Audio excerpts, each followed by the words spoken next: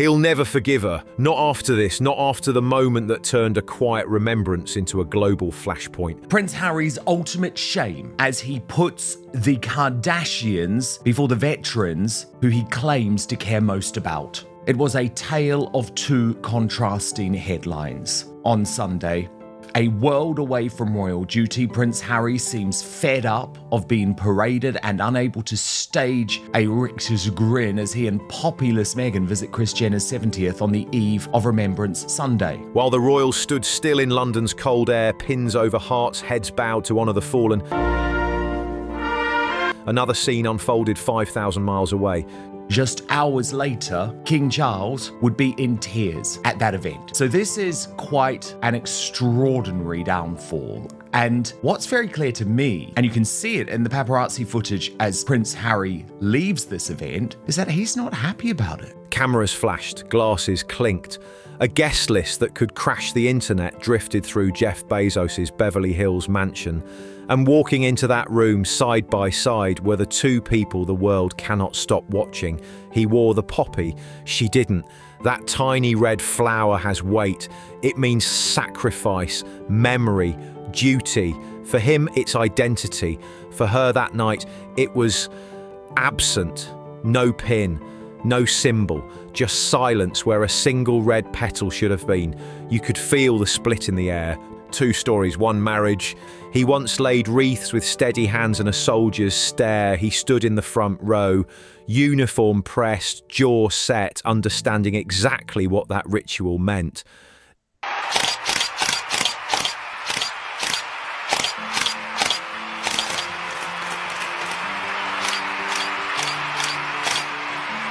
Now he was in a mansion where the ceiling looked like a museum and the living room had its own echo.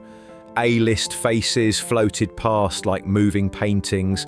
Singers, moguls, talk show queens, tech billionaires.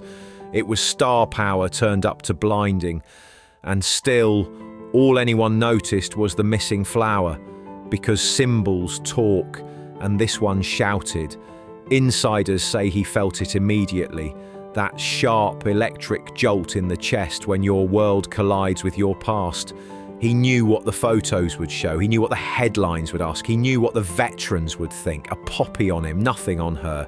The optics weren't just bad, they were brutal. People called it a snub. Others called it a statement. But here's the truth that stings. It wasn't the dress, the glam, or the venue that set him off. It was the choice.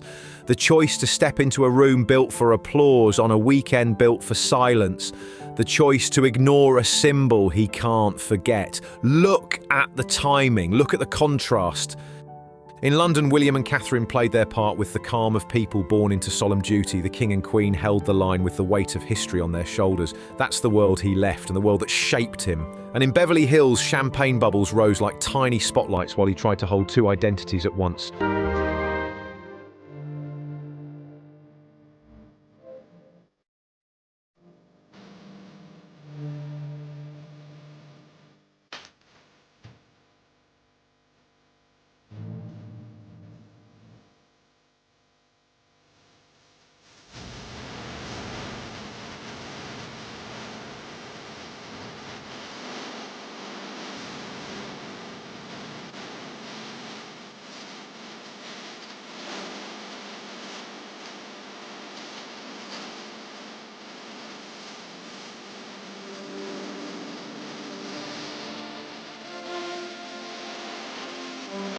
The veteran who remembers and the husband who follows, and that's where the rage lives, not in the party, in the fracture. Because this wasn't just about a pin, it was about everything that came before, the uniform, the brothers in arms, the nights he can't talk about, and everything that came after, the cameras, the deals, the brand, the relentless glare of a different kind of battlefield. He smiled for the room. His eyes didn't. If you've ever been torn between who you were and who you're supposed to be now, you know this feeling. It's the split-second decision to swallow the anger and keep walking. It's the tight jaw in the photo. It's the look that says, "Not tonight," not here.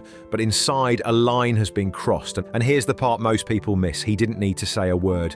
The image did the talking. The world saw it. The veterans saw it. He saw it. And once you see it, you can't unsee it. He'll never forgive her. Not because of a flower, but because of what the flower means to him and what its absence says about her. That's why this moment burns. That's why his silence felt louder than any speech. But that wasn't the whole story. While Harry was adjusting his cufflinks under the Beverly Hills lights, his brother was standing in the drizzle of London, coat collar up, face steady, eyes forward. One scene whispered honour, at the other screamed distraction. At the Cenotaph, Prince William bowed his head beside King Charles, a silent promise to the country, to the fallen, to history itself. Cameras didn't need commentary. Their stillness was the message. We remember, every gesture rehearsed, every detail perfect, the black coats, the red poppies, the solemn faces. Duty, not performance. To get them. This was purposeful. But by the way, the thing that is actually so mortifying, look at Kris Jenner's post on Instagram immediately after the party. And this is why you know how much the stock of Harry and Meghan has fallen. I think there are the maximum of 20 pictures in this slideshow, including a gurning Mariah Carey, a whole load of celebrities who I don't even know. Gayle King, she made the mix. Not one glimpse of the royal couple. Because the reality is that in Hollywood, And then, across the Atlantic, Harry, once the soldier among them, was surrounded by chandeliers and champagne glasses. The music was loud, the laughter was louder, and somewhere in that blur of luxury and celebrity, something inside him seemed to fade. Because deep down, he knows what that London air smells like in November. He knows the silence that falls when the trumpets play the last post. He stood there before, heart pounding, throat tight, remembering names he never says out loud. Now, he's standing in a billionaire's living room beside reality stars and cameras flashing for fun, not legacy. That's the irony. 2 brothers, 2 worlds, 1 weekend. William's life runs on duty, calendars filled with causes, speeches and handshakes that mean something. Harry's, meanwhile, feels like a rerun of red carpets and secondhand fame. And the cruel twist? He traded duty for freedom and ended up trapped in noise. People close to the palace whispered that the contrast couldn't be sharper. William was representing the crown, Meghan was representing a brand, and between them stood Harry, torn in half. At the service, the royal family stood shoulder to shoulder. Catherine's composure, Charles's quiet strength, Camilla's grace. They've trained for these moments their entire lives. Every movement, every pause, every glance is tradition wrapped in discipline. That's what Harry grew up learning, from how to stand still when the world's watching. But in Los Angeles, there are no rules like that. It's about who you're seen with, not what you stand for. That's Meghan's arena. Attention is currency, and the louder the buzz, the better the night. And here's what makes it sting for Harry. He used to be the story for the right reasons, the soldier prince, the rebel with medals, the one who hugged veterans when others just shook hands. Now, the headlines aren't about his courage. They're about his wife's wardrobe, and he knows it too. You can see it in the photos. The posture of a man smiling on the outside while his insides scream, "This isn't me." He wanted a life of peace. He got a life of exposure. He wanted purpose. He got publicity. And that's what makes this night more than just a party. It's a mirror, one that shows him everything he left behind. Because while William's footsteps echoed in Westminster, Harry's echoed on marble floors in Beverly Hills. 2 brothers walking different paths, one toward the crown, one toward the cameras. And yet, there's one thing neither of them could escape, the image of that missing poppy. It wasn't just absence, and it was a declaration. And deep down, Harry knew it wasn't random, it was deliberate. It was Meghan's way of saying, "I don't play by your rules anymore."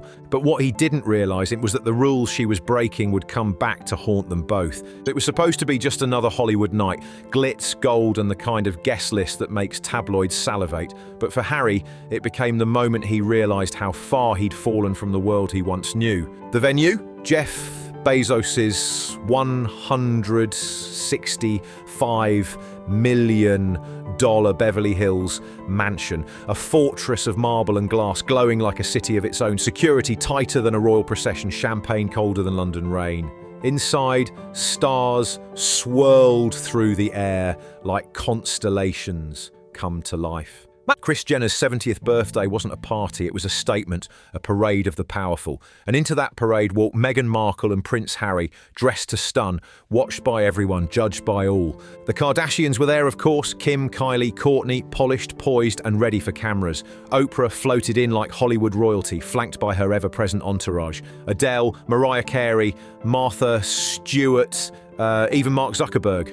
Every name a headline waiting to happen, the kind of night where every glance meant opportunity and every mistake meant exposure. And that's when people noticed it. No poppy, no acknowledgement, nothing red on Meghan's dress, just a blank, silent black. In the swirl of gold gowns and diamond light, it was the absence that burned the brightest, because that weekend wasn't just any weekend, it was Remembrance Weekend. The one time of year Harry's entire life used to revolve around. The one weekend when the poppy meant everything, and the photographers caught it instantly. Harry, with a small red flower pinned proudly to his lapel. Meghan, stunning, yes, but empty of symbol. A visual dagger that sliced straight through royal tradition. You could see it in his face, like the half smile that didn't reach his eyes, the stiffness in his shoulders. He was doing what he's done for years now, pretending everything's fine while knowing the world is taking notes. And they were. Because in that moment, every outlet from London to Los Angeles caught the same contrast. The Prince of Remembrance standing beside the Duchess of Defiance. It wasn't an oversight. It wasn't a stylish slip. It was deliberate, always and always, or at least that's how it looked. And perception in their world is reality. Behind the velvet ropes and clinking glasses, insiders say tension simmered.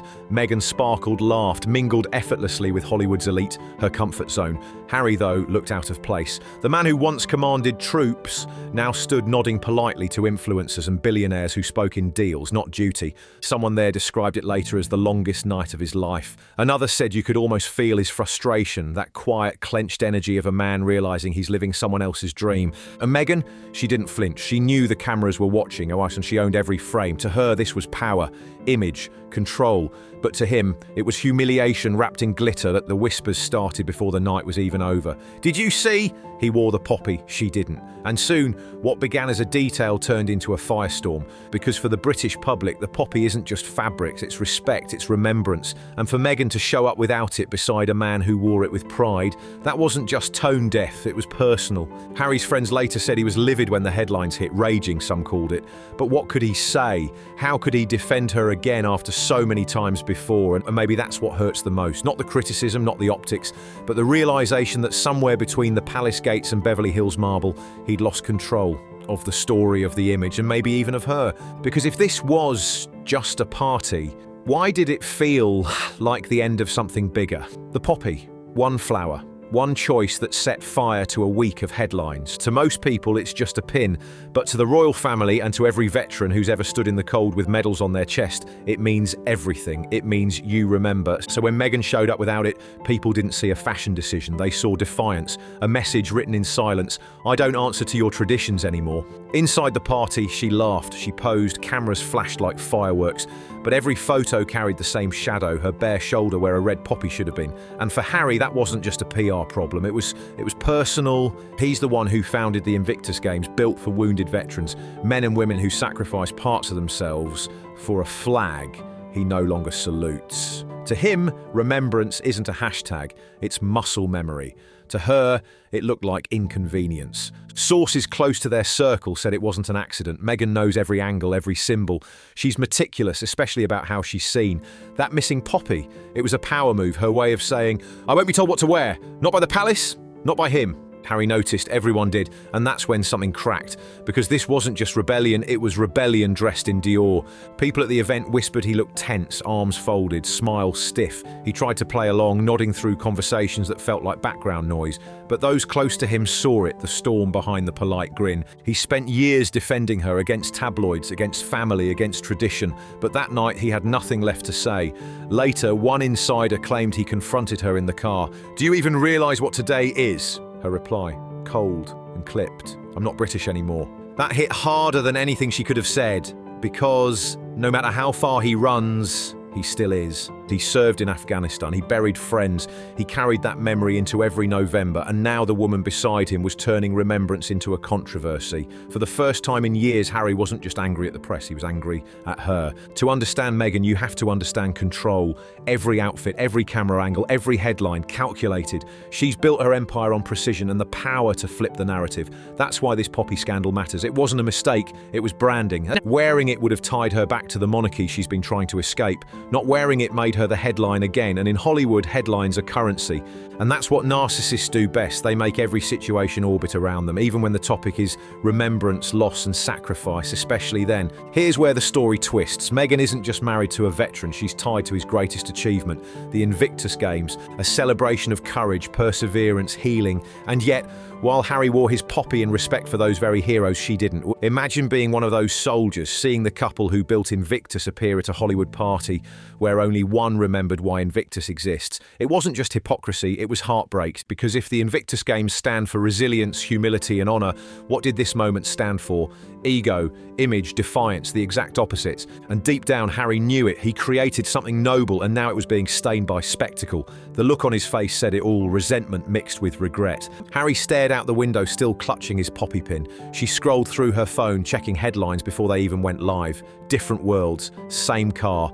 Back home, the tension spilled over. He wanted to talk, she wanted to spin it. He saw disrespect, she saw independence. The argument ended like most of theirs do, with him apologizing for how he felt. But this time was different, because behind that apology was something new, resentment, and resentment doesn't fade. It festers. Friends say he started pulling away, less laughter, shorter conversations. That spark, the one that once made them unstoppable, was flickering out, and because no matter how much love you have, it can't survive constant humiliation. While Harry wrestled with guilt and anger, Meghan was moving on to the next phase of her plan. She's not chasing the royal crown anymore, she's chasing the Hollywood one, the empire of image, deals and influence, the Duchess of Sussex reinvented as the queen of content. Harry, he's the tag-along, the plus one, a man fading in the glare of her spotlight, and that's what makes this night so symbolic. It wasn't just a poppy snub, it was a power shift, from palace walls to paparazzi calls, from his royal highness to her royal headline. Harry's rage was real, but so was his heartbreak. He'd spent years defending her choices. Now, for the first time, he couldn't defend this one. Not to himself, not to anyone. Insiders describe him as crushed. Others say he's learning the cost of loyalty, because when your loyalty blinds you, betrayal doesn't just sting, it scars. And maybe that's why this moment matters more than any interview, book, or documentary. It showed who they've become, a soldier who remembers, a star who doesn't. He'll never forgive her, not for the party, not for the cameras, not even for the silence, but for the meaning behind that missing flower. And maybe that's the tragedy. He left the battlefield years ago, but the war followed him home.